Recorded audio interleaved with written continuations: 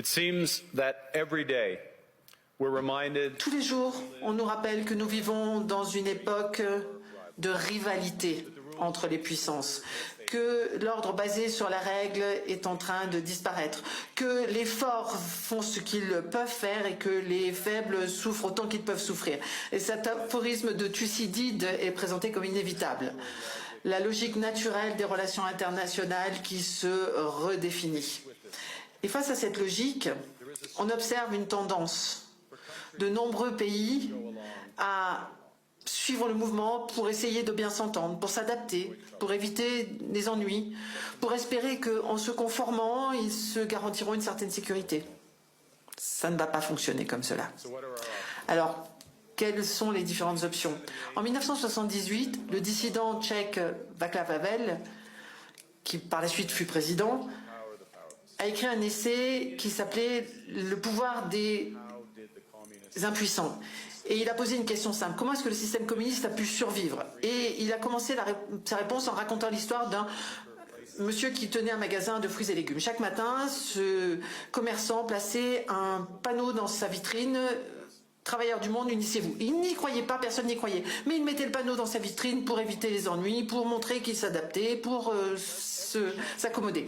Et parce que tous les commerçants de toutes les rues faisaient la même chose, le système a survécu. Pas uniquement par la violence, mais parce que les gens ordinaires participaient à des rituels dont ils savaient dans leur fort intérieur qu'en fait ils étaient faux. Havel appelait ça « vivre au sein d'un mensonge ».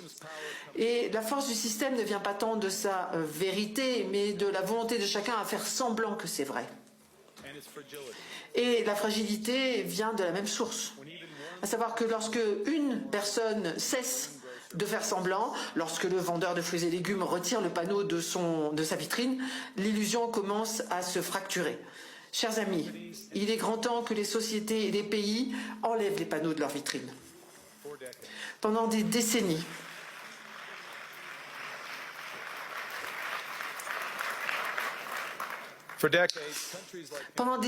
des pays comme le Canada ont prospéré dans un ordre international basé sur la règle et le droit. Nous avons intégré les institutions, nous en avons loué les principes et nous avons profité de la prévisibilité. Et parce que nous pouvions fonctionner avec un système de politique étrangère basé sur des valeurs, nous avons profité de la protection. Nous savions que l'histoire de cet ordre international était en partie fausse, mais que les plus forts essayaient d'éviter ce qui ne leur correspondait pas, que les règles commerciales étaient appliquées de manière asymétrique et que le droit international est appliqué avec une rigueur différente selon l'identité de l'accusé ou de la victime. Mais cette fiction nous a été utile et l'hégémonie américaine en particulier a permis quand même de fournir des biens publics, des corridors maritimes ouverts, un système financier stable, une sécurité collective et un soutien pour des cadres qui permettaient de résoudre les différends. Donc nous avons mis le panneau dans notre vitrine, nous avons participé au rituel, nous avons joué le jeu et nous avons évité de parler, de tirer l'alarme sur les écarts entre la rhétorique et la réalité. Mais aujourd'hui ça ne marche plus.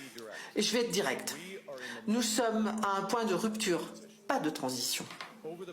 Au fil de ces 20 dernières années, une série de crises en finance, santé, énergie et géopolitique ont mis à nu le risque d'intégration globale extrême. Et plus récemment, les plus grandes puissances ont commencé à utiliser l'intégration économique comme des armes, les droits de douane comme un levier, les infrastructures financières comme des outils de coercition, les chaînes d'approvisionnement comme des vulnérabilités à exploiter. On ne peut pas vivre au sein du mensonge d'un bénéfice mutuel par l'intégration lorsque l'intégration devient la source de la subordination.